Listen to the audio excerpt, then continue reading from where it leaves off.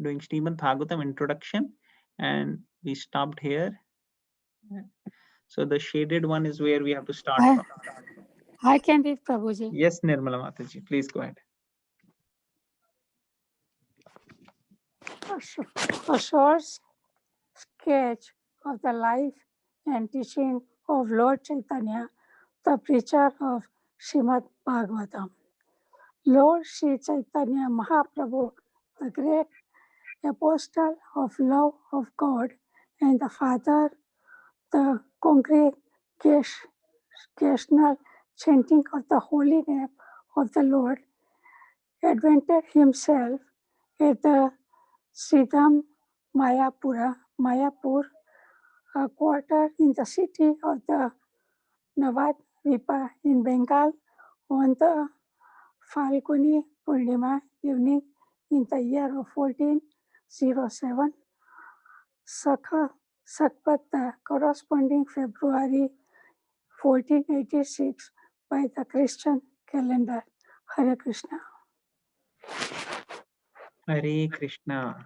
So here we are going to just keep hearing about how the Lord was born and then some of his pastimes. So we'll try to utilize more time in reading, and we'll do discussion if somebody wants to share something. So who would like to read the next paragraph? I can read. Yes, please.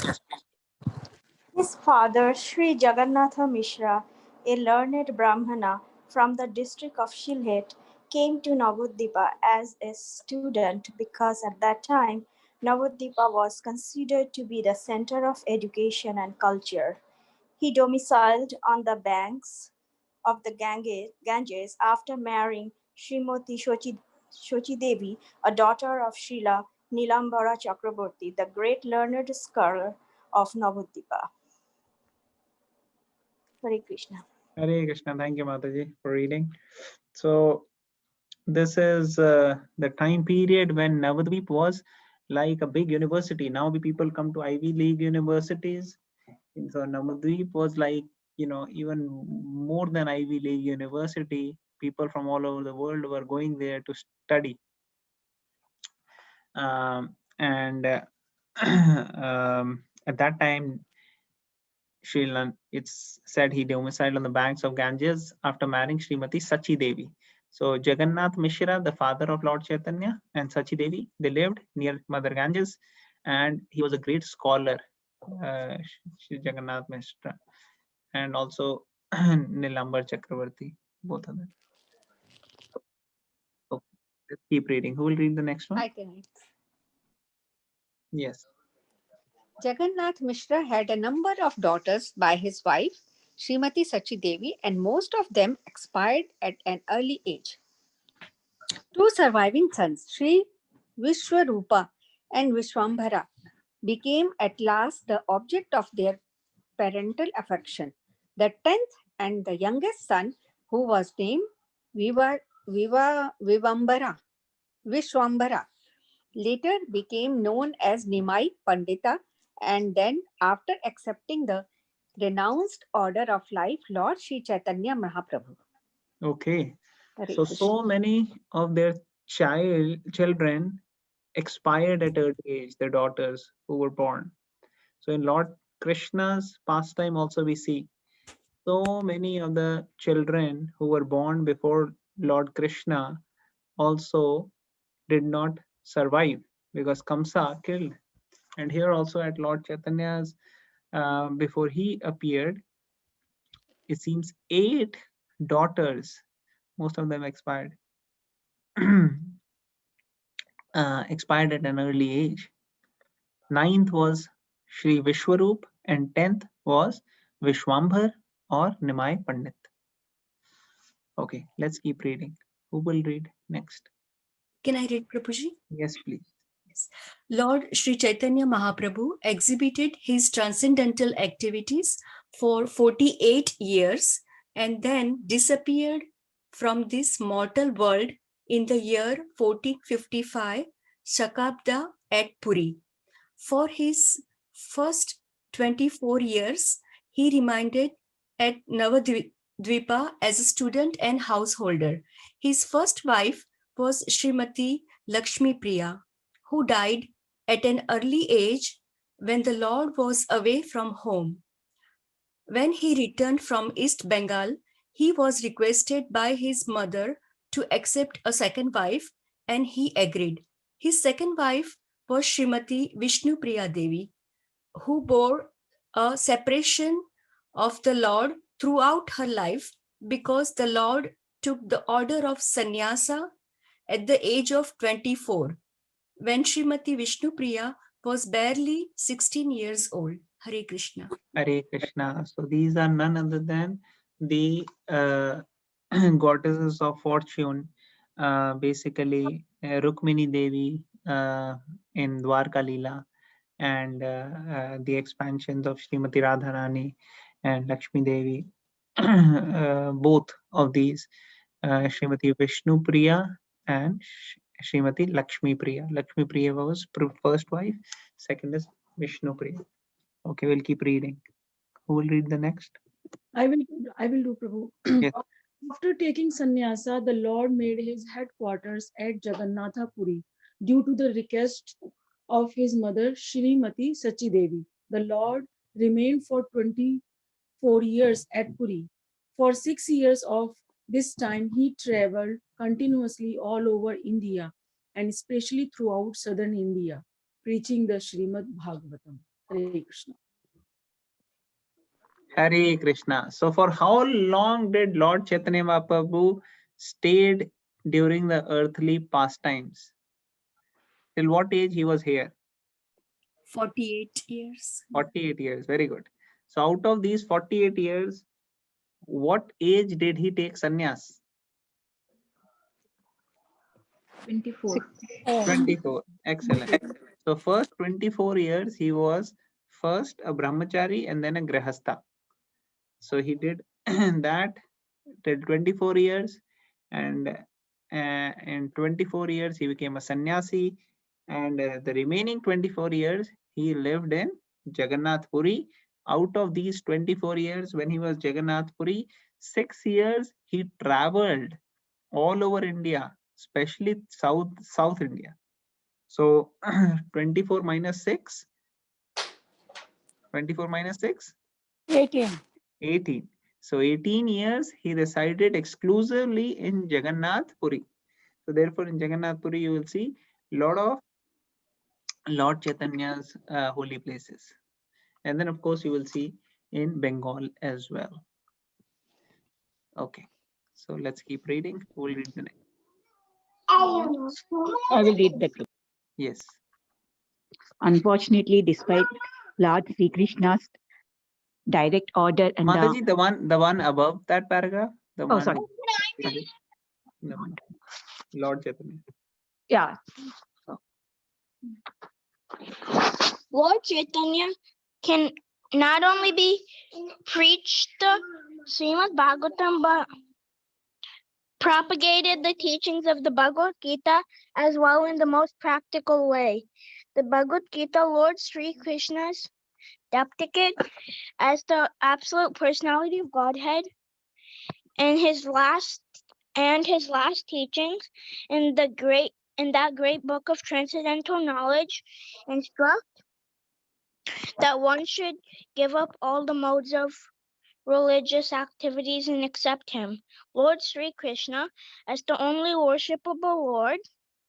The Lord then assured that all his devotees would be protected from all sorts of sinful acts, and that for them there would be no cause for anxiety. Wow, Rohan, you read so well. Excellent, Thank you, amazing. Prabhuji. You read so nicely. You should keep reading Bhagavatam every day. Very good.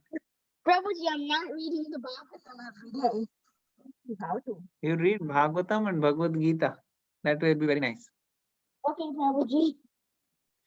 All right. Who will read next? I can read the Yes, ma'am. Unfortunately, despite Lord Sri Krishna's direct order and the teachings of the Bhagavad Gita, less intelligent people misunderstand him to be nothing but a great historical personality, and thus they cannot accept him as the original personality of Godhead. Such men, with with the poor fund of knowledge, are misled by many non-devotees. Thus, the teachings of the Bhagavad Gita were misinterpreted by even by great scholars. After the disappearance of Lord Sri Krishna, there were hundreds of commentaries on Bhagavad Gita by many erudite scholars, and almost every one of them was motivated by self-interest. Hare Okay, great. Krishna. Hare Krishna. So here Prabhupada is expressing and explaining that how Lord Chaitanya Mahaprabhu, he propagated Srimad Bhagavatam as well as the Bhagavad Gita, and Bhagavad Gita was given by Lord Krishna. But after Krishna left, nobody was able to understand Bhagavad Gita except those who are in disciplic succession. So a lot of erudite scholars or other people, they may have done commentaries on Bhagavad Gita, but they were actually themselves not able to understand. So they didn't have an adhikar or any right to comment on it, because they were untouched by the actual teachings of the Bhagavad Gita. So if you see some of the scholars, they will not really have any love for God, they will not have any ecstasy, they will not be able to have spiritual elevation and practical application of Bhagavad Gita, even though they may know few words of Sanskrit and they may translate, but they totally miss out. While those who are great devotees of the Lord, they can actually understand the essence of Bhagavad Gita. Okay, so we'll keep reading. We'll read the next. So of course, Can I read, because Prabhu? Lord Chaitanya, because Lord Krishna, he was not really, when he came and gave the Bhagavad Gita, people were still not able to understand. That's why Lord had to come back again as Sri Chaitanya Mahaprabhu to explain how to practically apply the teachings of the Bhagavad Gita. So that's what Lord Chaitanya Mahaprabhu did. Yes, Mataji, go ahead, please. Lord Sri Chaitanya Mahaprabhu is the self same Lord Sri Krishna.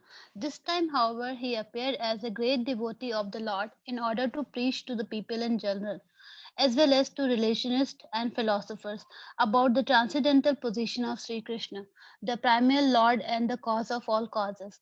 The essence of his preaching is that Lord Sri Krishna, who appeared at Vrajbhumi Vrindavan as the son of the king of Vraj, Nanda Maharaj, is the supreme personality of Godhead and is therefore worshipable by all.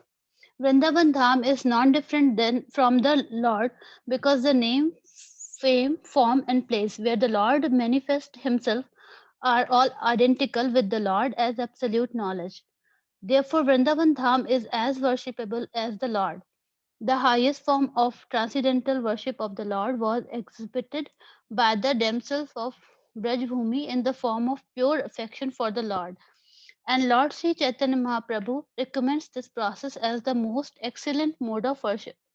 He accepts the Srimad Bhagavad Puran as the spotless literature for understanding the Lord, and he preaches that the ultimate goal of life for all human beings is to attain the stage of prem or love of God. Okay, Hare thank you, Krishna. Mataji. Thank you for reading. Great. So here it is being mentioned that same Krishna who is the speaker of Bhagavad Gita, he comes again in Kali Yuga to explain the meaning of Bhagavad Gita and practically apply the meaning of Bhagavad Gita. And that is Lord Sri Chaitanya Mahaprabhu. And he teaches what we have read in the scriptures also, the Upadeshamrit. We read the topmost place is, Braj Dham and the Radha Kund, like we read, right? Just recently. And here they're mentioning the same thing, that the Braj Dham and the Brajvasis, they have the love for the Lord and they are worshipable. Especially the gopis of Vrindavan. We had read this also, right? How gopis of Vrindavan are the highest. And that mood is the highest because Krishna is worshipped not because he is God. Krishna is actually loved by everyone. That is the reason that is the reason why that place is the highest, because love or prema for Krishna trumps fear trumps anything else. Most people are fearful of the power of God. In many of the religions, you will also see, you will hear the word God feary. He's a very God feary person. But here in our Vedic scriptures, it's not about God feary, it is God loving person. That is who are considered to be the highest, and that is the mood of the Brajvasis, the residents of Vrindavan.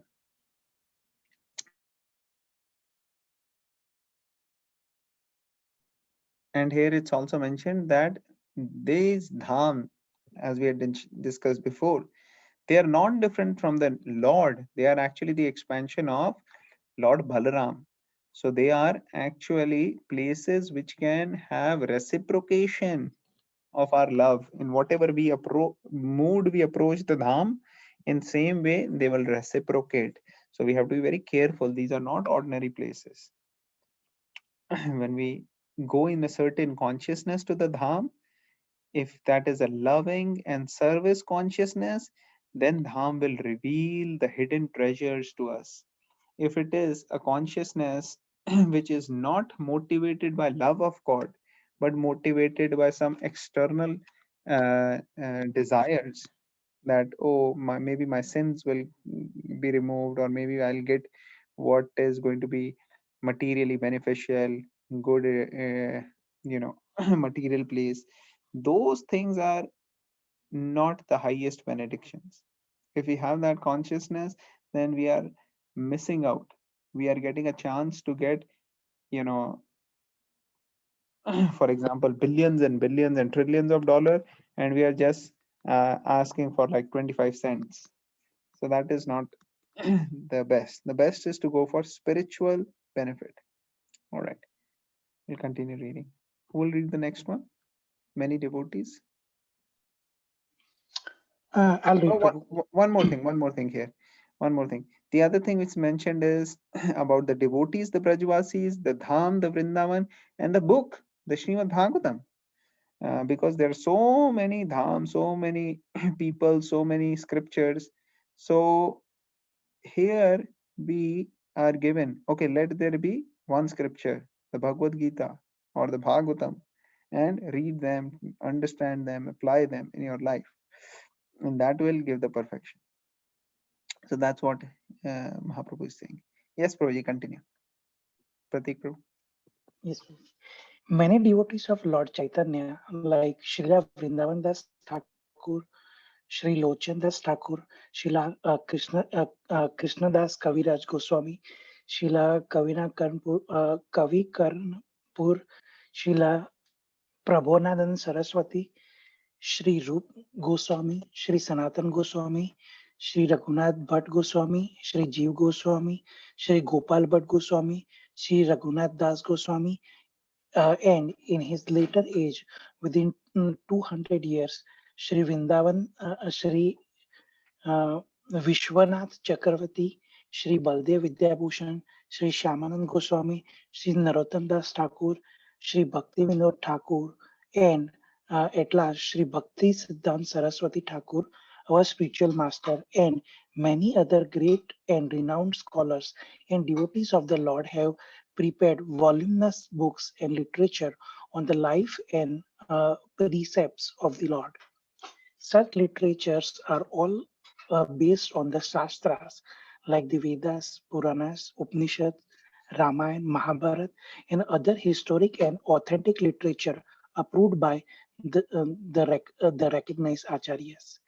They are unique in composition and unrivaled in presentation, and they are full of transcendental knowledge.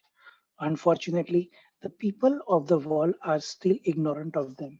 But when this literature, which are mostly in Sanskrit and Bengali, come to light the world, and when they are presented before thinking people, then India's glory and the message of love will overflood this morbid world which is vainly searching after peace and prosperity by various illusory methods not approved by the acharyas in the chain of disciplic success. Hare Krishna. Thank you very much, Prabhuji, for reading. So here it is mentioned that how this particular books, these books which are written by these great personalities, there are so many acharyas which Prabhupada has named here. Give me one second.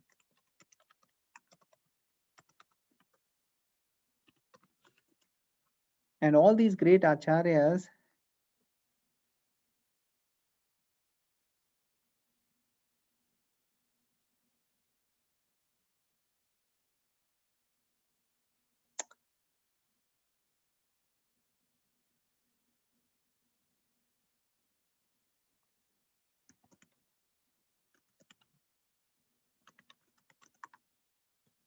all these great acharyas have written about Lord Sri Chaitanya Mahaprabhu. And the scriptures, the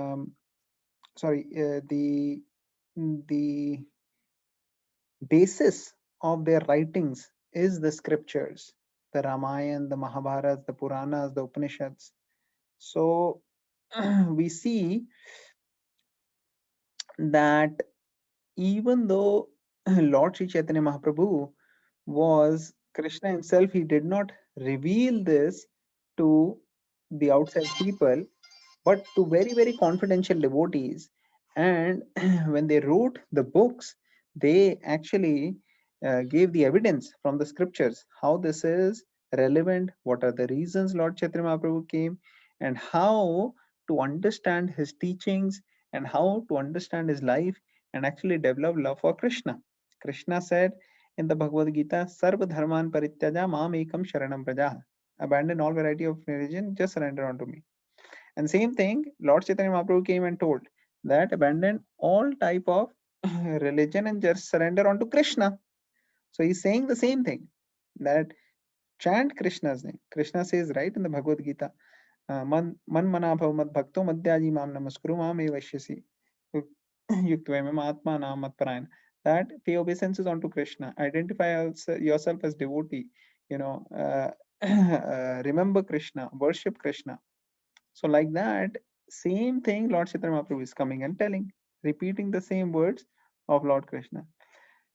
So here it is mentioned about the glories of India, right? How India's glories will be there all over the world. If these scriptures, even though they are written in Sanskrit and Bengali, but if they are presented before the intelligent people of the world, then actually India's glory will be spread throughout the world. And actually, this is a fact. When India was under the British rule, there were so many Britishers which came to India. There are so many foreigners who came to India. But practically, we don't see them that they settled in India, that they really were, um, loving India. Not so much. They may have lived for a little bit, but then we don't see their descendants or their followers or their children, grandchildren, great grandchildren here in India, right? If you see Indians going to America, then you see many of the Indians who came to America maybe 100 years ago. Their next generation, they're still here. 50 years ago, they're still here. But we don't see any of the Britishers, their next generation in India, because they really didn't find anything in India which could attract them. Why? Because people did not present to them the real jewels of India. The real jewels of India were presented to the world by the devotees like Srila Prabhupada. And that is the reason we see now when Prabhupada took these teachings, he is the main person who translated most of the work into English language by the order of his guru. That's why so many people over the world now want to come and live in India. So see, this one is a nice video I want to show. Do we have a time? Couple of minutes to see this video? Is it okay, devotees? Yes, no, maybe?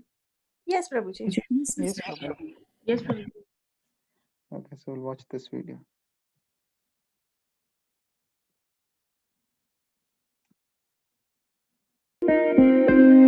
Can you hear the voice now? Sridhama. Yes, no? Voice? Yes, Prabhuji. You can. Yes. Okay. Sridhar Mayapur is home to an international community. Why do people from all over the world come to live in Mayapur? Just look around, there's 100,000 reasons. It's a spiritual world. So beautiful devotees. Of course, the children, we wanted to give them the perfect place. It's very easy to practice Krishna consciousness here. Sangha with the Vaishnavas. That he's built a house in which the whole world can live. Like, it's always some energy that picks you up. Elephants, there's 2 elephants here. Oh, because I could live a miracle every day. Mahaprabhu here is extremely merciful. Also, Lord Nrsimhadev. Every day when I go to them, something miracles happen in my life. I have to choose only one reason, which is the most important reason to be in Mayapur. Just look around, there's 100,000 reasons. Every single devotee and their qualities, that is a reason to be in Mayapur. To be near them, to be in Dham, to be close to Mahaprabhu, to be close to the devotees, to be close to Guru and Gauranga. You know, I remember Prabhupada saying that he's built a house in which the whole world can live. And that can be practically seen over here in Sri Mayapur Dham. You know, you have people from Russia, Italy, South Africa, America, you know, China, Japan, Indonesia, Thailand, you name it, they're there. I love Mayapur. This video that you're watching, where are they from? Anyone can comment? Let me know how close you know them. If you want to see Radha Madhav and feel Radha Madhav, you have to first associate with devotees. This is why I would highly recommend, and this is why my heart belongs to Mayapur. To love Mayapur, you have to come first and stay here and, feel the air. Here the air is different and the land has a lot of mercy. But you will understand when you come back and spend few time here, and then you go back to some place in some big cities and all, then you will understand what the mercy of this land, and how people connect here. People all over the world stay like one family. Wonderful. Because it's very easy to practice Krishna consciousness here, because everywhere are devotees and you don't have to hide anything like from people, especially when you're in the West. It's like you go and hide while you're chanting japa or something like that. So it's very easy to practice Krishna consciousness. Well, first of all, I understand that Mayapur is a spiritual world. So for me, it's the best place on earth. I am a Kirtaniya, and this is the birthplace of Kirtan. So I get my inspiration to chant the holy name from Mayapur. And I think that there is no best place in the world than Sridhar Mayapur. I feel that Mayapur is a place where Mahaprabhu is very close. I feel the devotees and Mahaprabhu and the whole Sankirtan pastime is happening. So even if you're not, you can never go too down in Mayapur. Like, it's always some energy that picks you up. It's always something reminds you of Krishna. That's very special, Mayapur Dham. I think that's why. Mayapur is the best place where you can be so close to so beautiful devotees. They all around you, and if you go somewhere you will meet beautiful devotees and you can speak with them, you can share your heart, and you can smile to them and be happy always. Oh, thank you. Well, there are many, many wonderful people here, many good friends, and we have a wonderful community and so many service opportunities. I mean, this is the main thing why I love Mayapur, but there is many other things that, why I'm here. But this is the main thing, that the interaction, that so many nice people that we have here, and different backgrounds, and yes, that's the reason. Hare Krishna. Well, there are many festivals here always. There's always something to do. You never sit at home alone doing nothing. there's always something going on.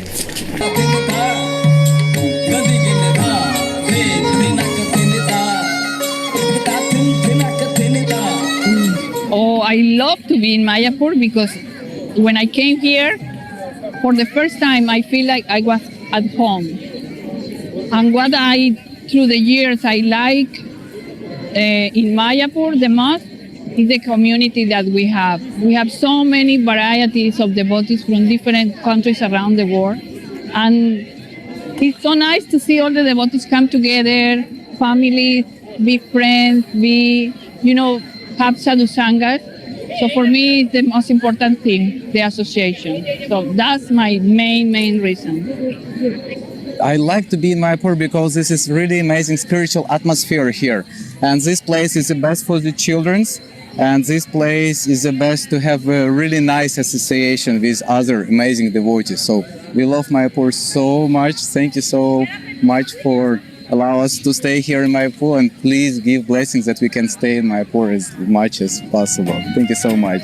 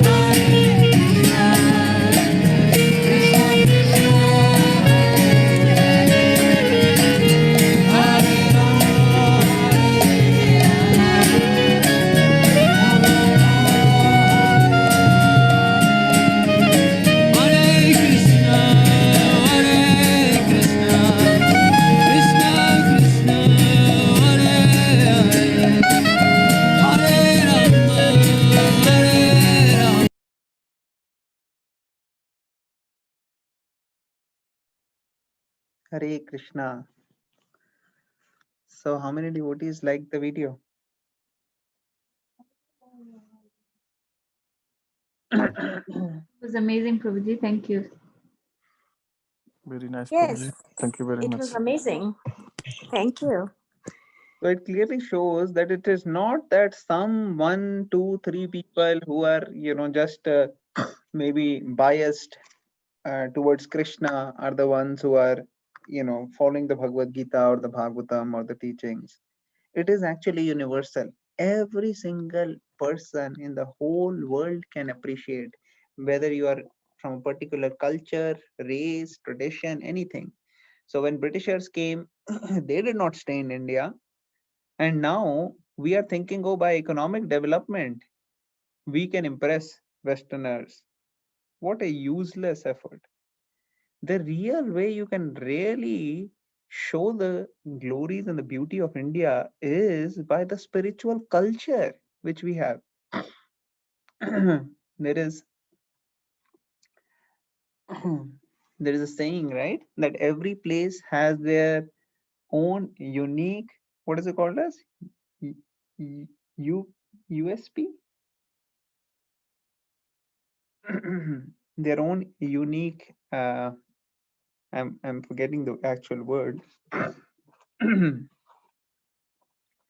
So the unique thing about India is the spiritual culture, the Vedic culture. The center is the Vedic scriptures and the spirituality.